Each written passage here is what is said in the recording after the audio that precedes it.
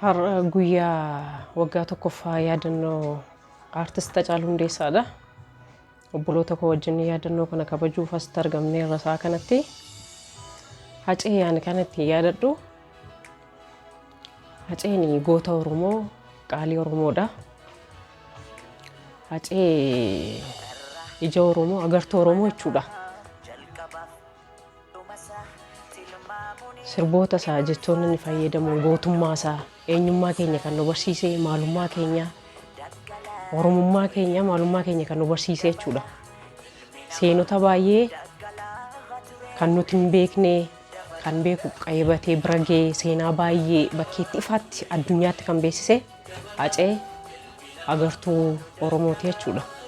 Hacee kanatti yaadadhu kanadha. Haceen lubbuun nu bira hin jiraanne iyyuu yoomuu nu keessa jira. Yoomuu jira, lubbuun nu dhibamu jira Haceen yoomuu numa jiraatas. Uummata Oromoof yoomuu jiraataadhanne.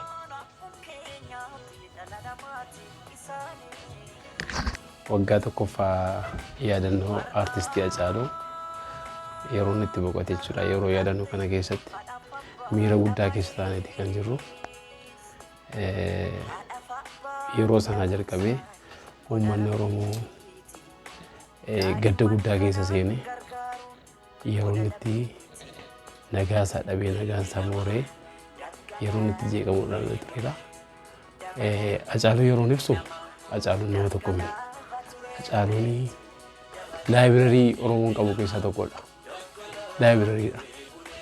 Hacaaluun seenaa Oromoo dhokataa ta'e kan alagaadhaan nafxanyaadhaan dhokote qoratee kan ifatti baasaa turedha. Kanaaf Hacaaluun uummata Oromoo miliyoona bakka bu'aachuudha. Nama tokko miti. Hacaaluu dhabuu keenyatti gadda guddaatu nutti dhaga'ama. Hacaaluurraa seenaa barra turre kana waan baay'ee irraa baranna turre. Laayibirarii guddicha uummata Oromoo laayibirarii guddicha dhabee jechuudha. Kan seenaa isaa duubatti deebi'ee waggaa 150 fi alagaadhaan dhokataa ture. Nama qoratee ifatti baasaa turedha. Biyya kana keessatti seenaa yeroo barreeffamu seenaa dhugaanii kan Oromoon gammaatti kan barreeffamee jiru. Kan hooggantoota mana amantii qeessotaan barreeffame istiriin biyya kana keessa jiru kan bifa kitaabaatiin dhiyaatee jiru bulee qoratee bifa haala dandeettii qabu gurra uummata Oromootiin kan gahaa ture. Aartistiin keenya Hacaaluu nama jaallatamaa, nama kabajamaa dhabuu keenyaaf gadda guddaantu dhaga'ama. Ammas immoo waggaa waggaadhaan akkasumatti humnee akka yaadannuuf waadaa hin gallaaf jechuudha. Yooyyuu Hacaaluu dagachuu hin dandeenyu. Sabni Oromoos laphee isaa keessaa yooyyuu Hacaaluu inni irraanfate jedhee yaadu. Seenaan inni hojjetes waan inni irraanfachiisu miti. Galatooma yaadama. Okay. Tole har'a seenaa gooticha keenya aartist Hacaaluu Hundeessaa itti yaadachuudhaaf kan obboleeyyan keenya faana walitti qabamnedha. Kanaaf Hacaaluu waan baay'eedhaan har'a nuti kan yaadachuu dandeenyu.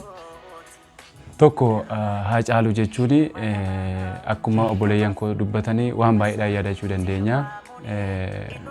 Waan baay'ee nama qoratee ifatti baasee akkasumas uummata Oromoo eenyummaa isaa barsiisee seenaa dagatamaa turan kan Ormi kan keenya jedhanii itti dhaadachaa turanii fi akkasumas dhaadannoo adda addaatti geggeessaa ture.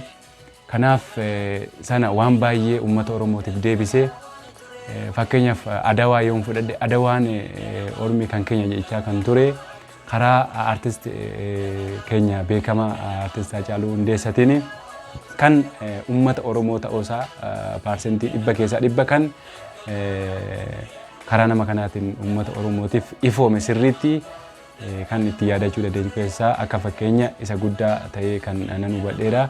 Karaa biraatiin Hacaaluun jechuun nama akka Oromiyaa, akka Itoophiyaa, akka Afrikaa qofatti osoo hin taane nama akka addunyaatti dinqisiifatamee yookaan immoo baay'ee nama waa baay'ee qoratee adda baasuudhaan kan beekamu keessaa nama tokkodha waan ta'eef egaa walumaa galatti kanan jechuu barbaadu Haacaaluun lubbuudhaanis nu bira wareegamus akkasumas Haacaaluun yoo qaamanis nu bira dhamuu baate kaayyoo fi wanti inni karoorsisun niin hundi isaa kan karaatti hinamne ta'uu isaa nutis imaanaa inni nutti kennee kallattii inni nu qabsise kanaan uummata Oromoo waliin taanee kan galmaan geenyu ta'uu asumaan uummata Oromoo fi warreen qaamni nuti amma dubbannu kun bira qaqqabee akka galmaan geenyu asumaan waamicha keenya uummata Oromootiif dabarsinaa.